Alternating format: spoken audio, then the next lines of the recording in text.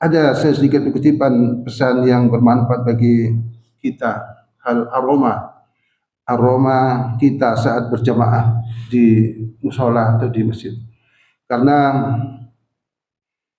kita ngambil hampir rata-rata untuk musola yang berada di kota Denpasar secara umum itu musolanya sangat minimalis. Mengapa demikian?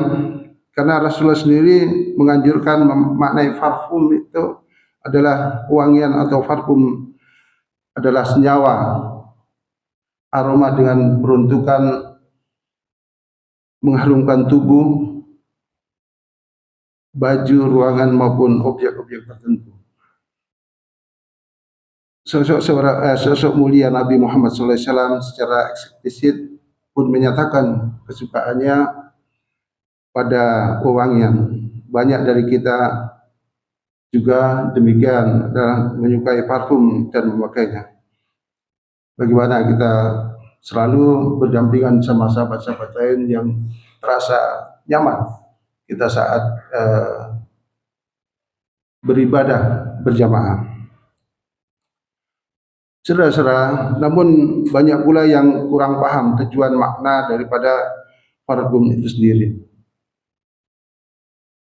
Bahwa Rasulullah SAW sendiri meskipun keringatnya terasa harum, dan banyak yang menyatakan hadis-hadis sahih yang keringat Rasulullah ini adalah harum, beliau ternyata tetap menggunakan parfum atau minyak wangi.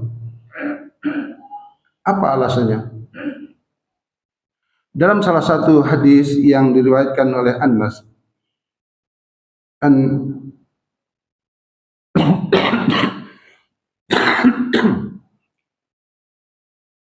Anas qala Rasulullah sallallahu alaihi wasallam,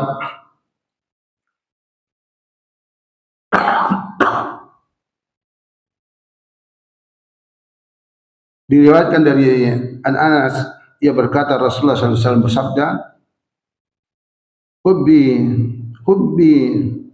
hubbi ba ilayya min ad-dunya an-nisa'u wat-tibu wa ila qurratan aini fis shalah.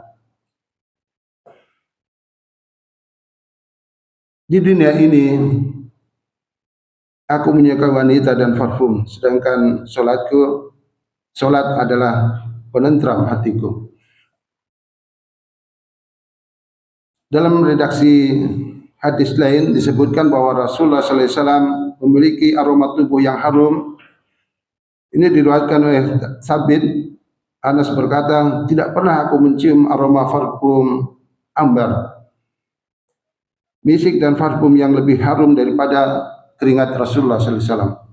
Dan aku tidak pernah menyentuh sutra yang lebih lembut daripada menyentuh Rasulullah SAW. Hadis riwayat Muslim. Saudara-saudara, kedua redaksi hadis ini bila ditarik benang merah, maka memunculkan pemahaman memakai wewangian adalah salah satu kesunahan.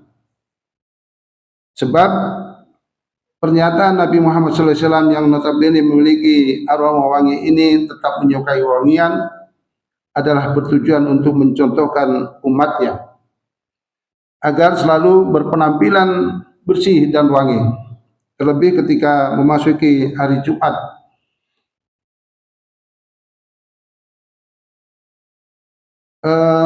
Umat Islam dianjurkan untuk membersihkan diri dan memakai wewangian. Saudara-saudara, bagaimana kita saat di tanah suci, hampir kita tidak pernah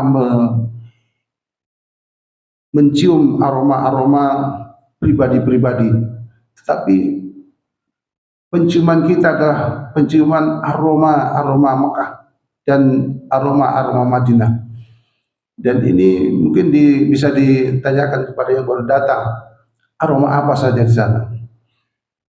Saudara-saudara, dari sini dapat kita simpulkan bahwa menggunakan wangian yang dicontohkan oleh Nabi Muhammad SAW akan memberikan kesan bersih, suci, dan kenyamanan.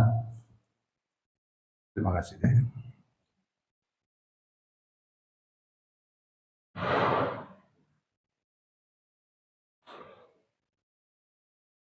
Berkesan bersih dan kenyamanan bagi diri kita maupun orang lain. Bahkan berkat memakai wangi-wangian ini pula seseorang bisa mendapatkan pahala, karena telah berusaha membuat orang lain senang dan merasa nyaman ketika berada di dekatnya. Saudara-saudara, Rasulullah SAW menganjurkan umatnya untuk memakai wangian, terutama dalam melaksanakan ibadah, karena aroma bau yang busuk itu yang disukai setan, sedangkan jiwa-jiwa yang baik menyukai bau yang harum. Di salah satu musola saat itu saya pernah jadi selama hampir 2 tahun, Pak, ada di suatu musola. Kebetulan saya mengimami di sana. Saat saya mengimami dan ada seseorang, maaf ini bukan menunjukkan sesuatu, ini untuk ibrah,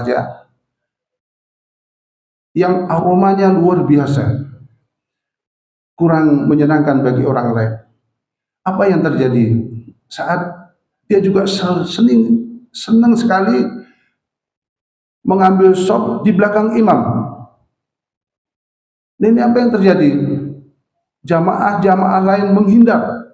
Nah, bagaimana saya cara mengatur itu? Kalau di sop pertama saja sudah tidak ada jamaahnya. Ini suatu betul-betul pengalaman yang sangat luar biasa. Tetapi solusinya adalah kita berbicara empat mata sama beliau, apakah dia bisa nerima atau tidak. Tentunya punya teknik-teknik tersendiri untuk menyampaikan hal-hal ini, karena ini menyangkut daripada marwah orang lain. Saudara-saudara, dan ini bukan 1-2 orang. Saat musola itu disontarkan dengan AC yang begitu dingin, ada seorang masuk, aromanya jadi aroma bau badannya. Ini luar biasa, orang semua merasakan itu, tapi beliau sendiri tidak bisa merasakan. Nah, ini tentunya karena dia sudah biasa mencium aroma tersebut. Tentunya untuk mengetes aroma itu kita harus mengintrospeksi dengan pasangan kita atau dengan orang lain di rumah saat kita mau sholat, khususnya sholat subuh. Apakah saya sudah terbebas dengan aroma-aroma yang beda? Ini satu cara untuk mengatasi aroma badan kita. Maaf, ini bukan berarti menjustis untuk saudara-saudara, bahwa ini kita harus bisa menjaga karena ini pengalaman yang sudah terjadi. Barakallahu fikum. Baik, kita masuk ke pokok permasalahan yang pokok bahasan yang utama, yaitu cara Rasulullah SAW mengatasi anak kecil yang ribut di musola atau di masjid.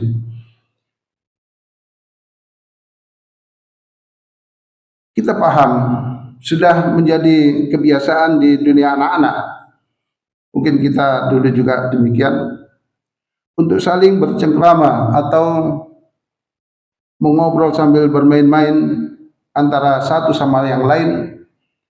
Mereka saling bertemu baik di jalan, di sekolah maupun di masjid sekalipun. Kebiasaan seperti ini pada dasarnya adalah positif,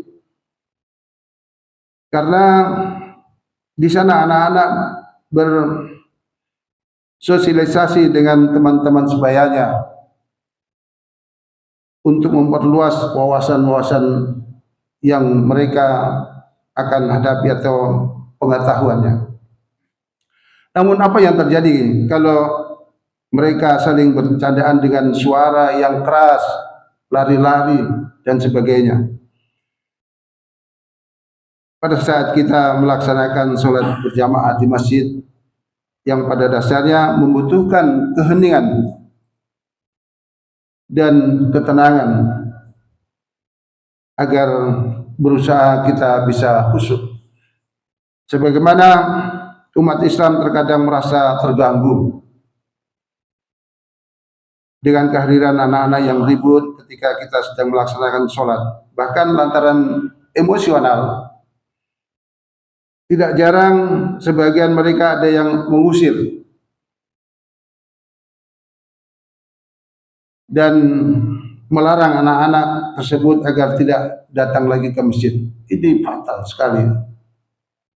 Namun sebagian yang lain yang kita sudah bisa saksikan, seperti Ustaz Jafar selalu menggandeng putranya. Dulu begitu, maaf Pak Ustaz Jafar, begitu saya perhatikan, ini sebagai contoh saja Ustaz, saya perhatikan putranya ini luar biasa, lari sana lari sini pada waktu sholat gimana. Tapi kita lihat sekarang, karena didikan-didikan yang positif, hal-hal yang menyangkut masalah kehidupan untuk masa depannya sebagai seorang Islam, maka apa yang terjadi sekarang begitu memperhatikan, duduk tenang, kita tegur. Kalau dulu kita tegur luar biasa, dia berani. Tapi sekarang kita tegur itu luar begitu Anda langsung, ini karena didikan mungkin ya. Barakallahu fikum. Mudah-mudahan ini bisa dicontoh kepada yang lain. Nah tadi ini dengan tujuan sebetulnya agar mereka terbiasa melakukan sholat berjamaah di masjid dan sekaligus bisa bersosialisasi dengan lingkungan sekitarnya serta teman-teman sebayanya. Saudara-saudara, pertanyaannya sekarang adalah bagaimana cara mengatasinya, menyikapi hal ini. Tidak banyak riwayat yang menceritakan keterlibatan anak-anak dalam kegiatan keagamaan pada masa Rasulullah SAW, khususnya dalam kaitannya dengan sholat berjamaah di masjid. Namun beberapa di antaranya ada yang mengisahkan kehidupan Nabi SAW dengan kedua cucu beliau, cucu kesayangan beliau, Hasan dan Husain. Sebuah riwayat yang berderajat hasan diriwayatkan oleh Imam Ibnu Abi Saibah, Ahmad, Abu Dawud, Tirmizi, An-Nasai, Al-Baihaqi, Abu Ya'la, Ibnu Huzaimah, Ibnu Hibban, dan Imam Hakim dalam karya-karya mereka. Riwayat tersebut bersumber dari Buraidah,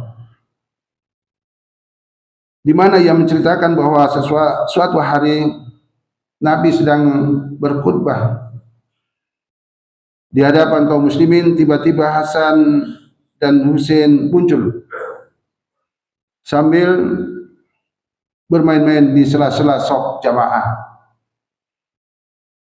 Mereka asyik bercengkrama sambil berjalan-jalan, berlari-lari, jatuh bangun dan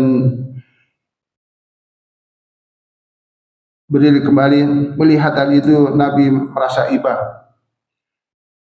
Lalu Rasulullah SAW turun dari mimbar lantas menggendong keduanya. Ini hak prerogatif daripada khotib untuk menertibkan daripada keadaan. Kemudian beliau bersabda, Maha benar Allah Subhanahu wa taala dan Rasulnya yang telah berfirman bahwa harta dan anak-anak adalah fitnah. Ketika melihat keduanya, saya tidak tahan untuk menggendongnya. Lalu Nabi melanjutkan khutbahnya, sementara itu dalam Musnad Imam Ahmad yang bersumber dari Abu Hurairah dan kualitas hasan, menceritakan bahwa pada suatu malam kaum muslimin saat sholat isya bersama Nabi sallallahu alaihi wasallam, ketika beliau sujud, tiba-tiba Hasan dan Husain naik ke atas punggung Nabi. Lantas beliau mengangkat kepalanya sambil menahan keduanya dengan tangan beliau dengan cara yang sangat lembut. Kemudian Nabi mendudukkan keduanya di sampingnya lalu kembali melanjutkan sholat. Namun keduanya kembali melakukan hal yang sama hingga Nabi selesai sholat. Setelah salam, Nabi pun mendudukkan keduanya di atas pahanya. Lalu Abu Hurairah bangkit dari duduknya sambil berkata, wahai Rasulullah, biar saya antarkan mereka pulang ke rumah ibunya. Lalu Nabi menjawab, tidak usah. Beliau pun berbicara langsung kepada Hasan dan Husain. Rasulullah langsung bicara dengan Hasan dan Husain dengan lembut. Pulanglah ke rumah ibu kalian. Sambil berjalan dengan disirami oleh cahaya kilat yang berkelipan, keduanya pulang ke rumah Fatimah. Saudara-saudara,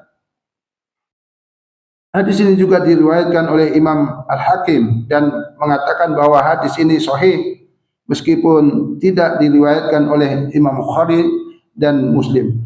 Al-Senada juga disampaikan oleh Imam Al-Zahabi dengan komentarnya terhadap kitab Al-Musnad As-Sudrak.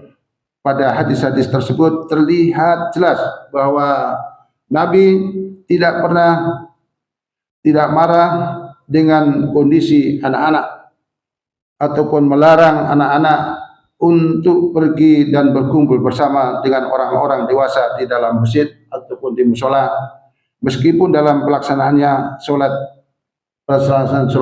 berjamaah. Hal ini misalnya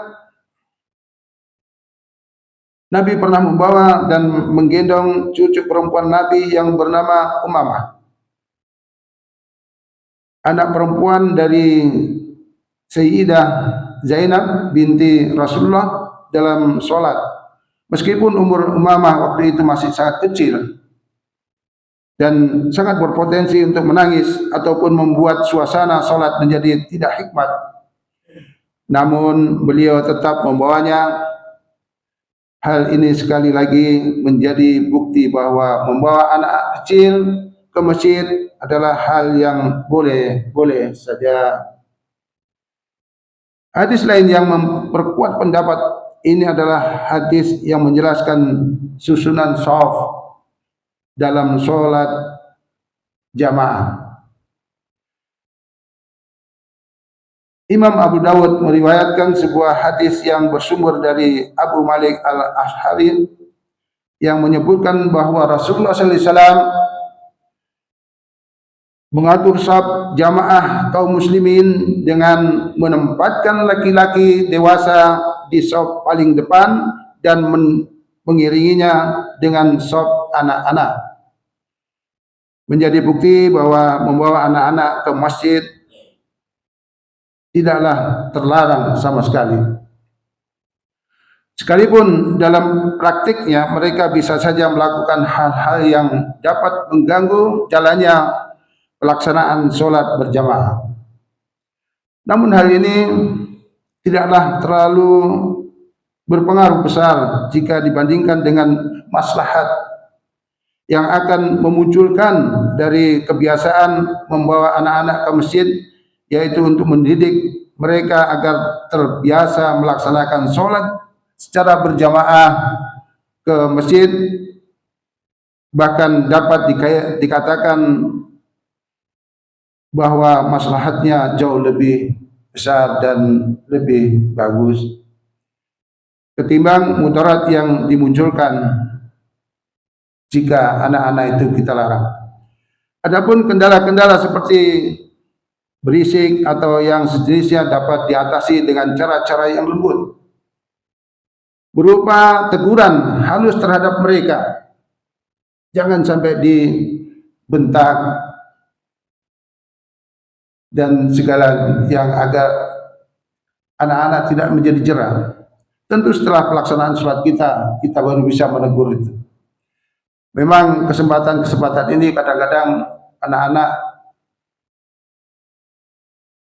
ada momen-momen tertentu yang belum pernah ditegur. Ini kira-kira saat kita sholat sudah mengatur shaf dan mulai sholat, maka keheningan itu yang dibuat kesempatan untuk berlari-lari.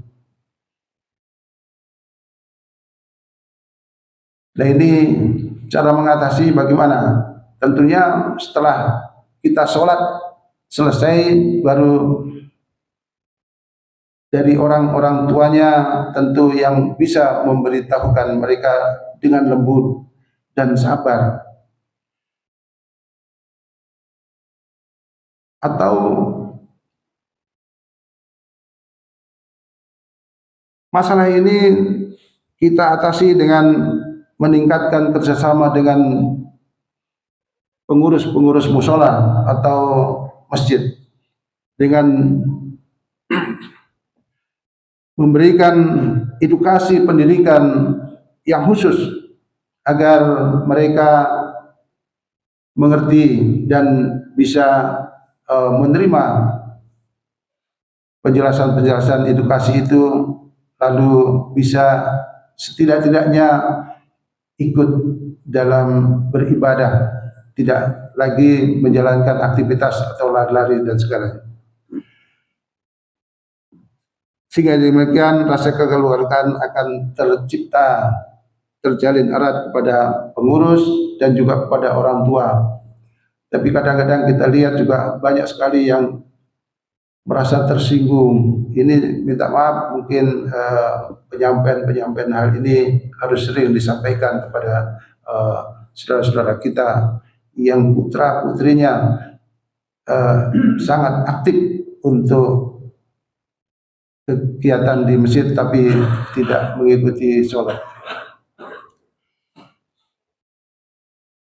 Jemaah Jumat rahimakumullah, sebagai umat muslim, mendidik anak ala Rasulullah menjadi yang paling direkomendasikan.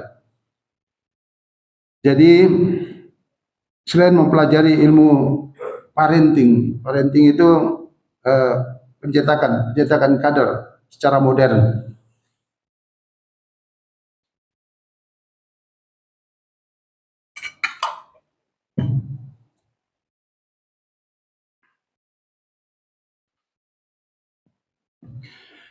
Kita dapat mengombinasikan dengan cara didikan anak versi Rasulullah SAW, karena dijamin tidak akan salah. Sebab apa yang diajarkan Rasulullah SAW bersumber langsung dari Allah Subhanahu wa Ta'ala.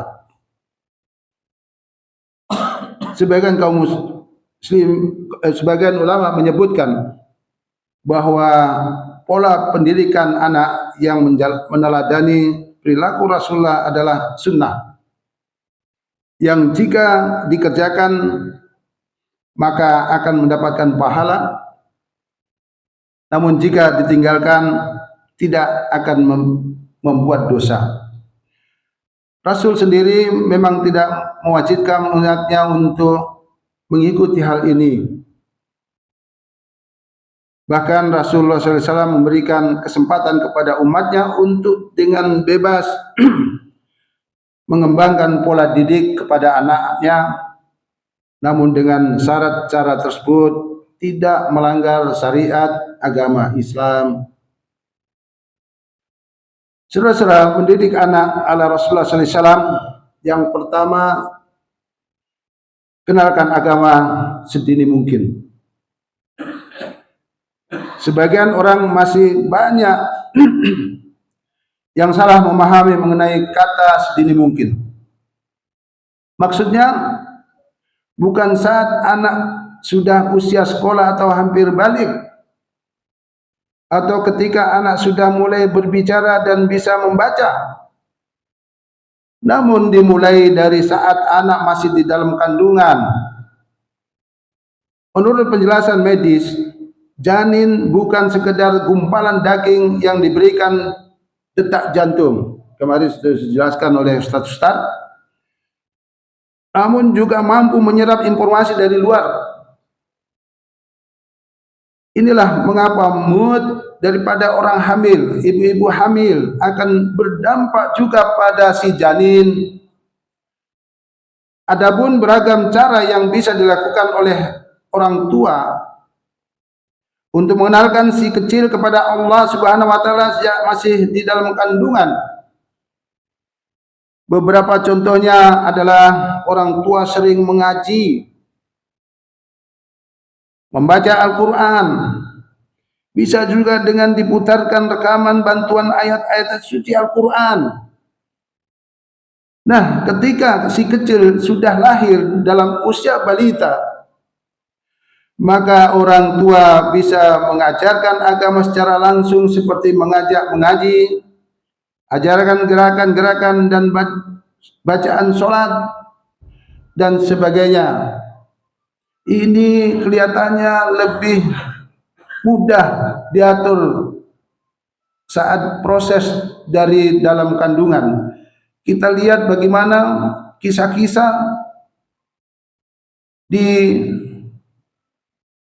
media sosial bahwa anak yang begitu memegang Al-Quran diambil, dipegang dan diganti dengan HP, ternyata dia bertahankan itu. Ini setelah kita cek orang tuanya, prosesnya memang dari awal, dari kandungannya. Yang kedua, berikan pendidikan akhlak.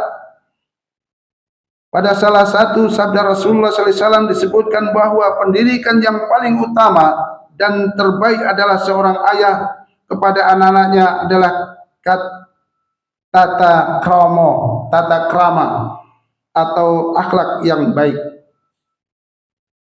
Hadis mengenai ini sahih dan diriwayatkan oleh Imam At-Tirmidzi serta Imam Al-Hakim. Jadi pendidikan tata krama untuk anak-anak juga harus diberikan sedini mungkin, bukan saat anak sudah beranjak balik, namun justru ketika masih balita.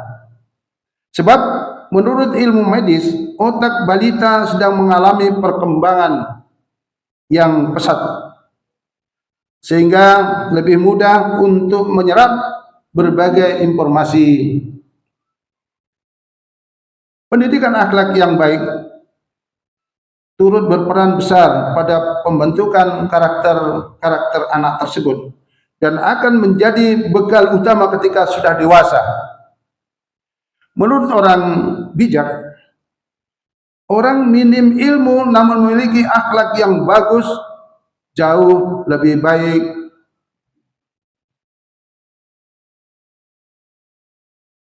daripada orang berilmu tinggi yang sombong dan tidak berakhlak dan juga botol, bodoh dan tolol. Ini kata-kata bijak yang disampaikan orang-orang luar biasa. Ini ada contohnya. Saya tidak mau menyebutkan ini. Seorang pendakwah ternyata mempunyai akhlak yang demikian. Yang ketiga, ajarkan tanggung jawab dan amanah selain akhlak.